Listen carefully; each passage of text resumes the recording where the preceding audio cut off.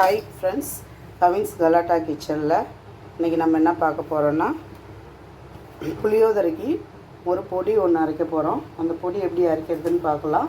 ரொம்ப ஈஸி பண்ணி வச்சுக்கலாம். நான் இது எப்படி செய்கிறதுன்னு நம்ம பார்க்கலாம் வாங்க. முதல்ல காஞ்ச மிளகாய் சேர்த்துக்கலாம். ஒரு 10 to 12 நம்பர் சேர்த்துக்கலாம். வெறும் ட்ரையாக ஃப்ரை பண்ணணும். ஆயிலெலாம் எதுவுமே போடக்கூடாது. அதுக்கப்புறம் கொஞ்சமாக ஒரு 2-3 ஸ்பூன் தனியா சேர்த்துக்கலாம்.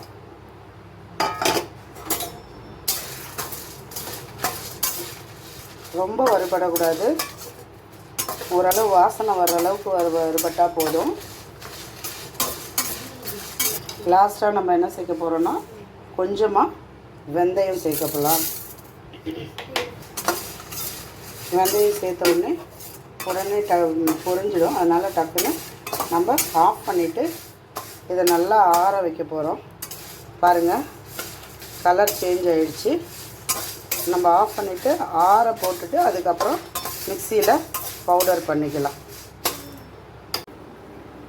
ஹாய் ஃப்ரெண்ட்ஸ், புளி காய்ச்சலுக்கு நம்ம தேவையான புளியை ஊற வச்சுக்கலாம். இங்கே பாருங்கள், இதை எடுத்து தண்ணியில் போட்டு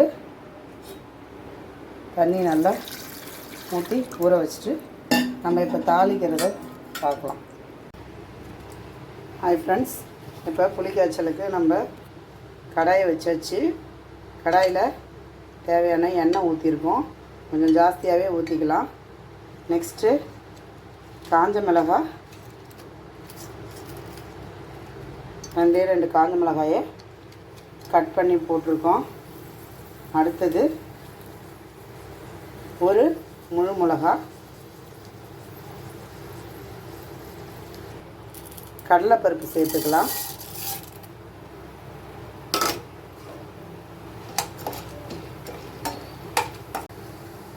பாருங்கள், கடலைப்பருப்பு நல்லா கோல்டன் ப்ரௌன் ஆயிடுச்சு.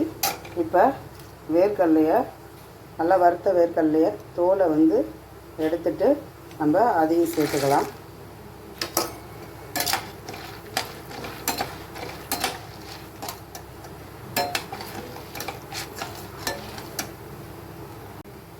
இப்போது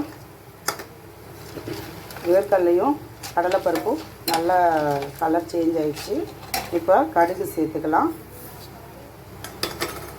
கடுகு சேர்த்தாச்சு. இப்போது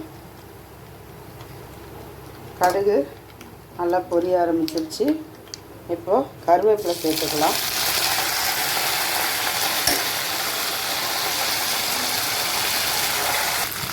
கருவேப்பிலை சேர்த்து இப்போது மஞ்சள் தூள் ஒரு 1/2 டீஸ்பூன் சேர்த்துக்கலாம். நெக்ஸ்ட்டு பெருங்காயத்தூள் சேர்த்துக்கலாம். அது அவங்கவுங்களுக்கு எப்படி ஃப்ளேவர் பிடிக்குமோ அந்த மாதிரி சேர்த்துக்கலாம். இதுக்கப்புறம் புளி தண்ணியை ஊற்றிக்கலாம்.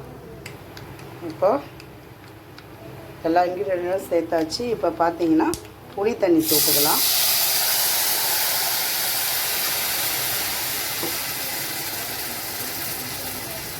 கரைச்சி வச்சு வடிகட்டின புளி தண்ணி சேர்த்துக்கலாம்.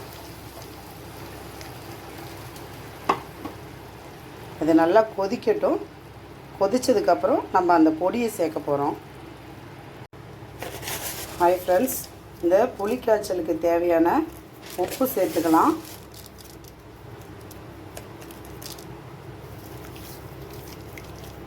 அவ்வளோதான். இது நல்லா கொதிக்கட்டும்.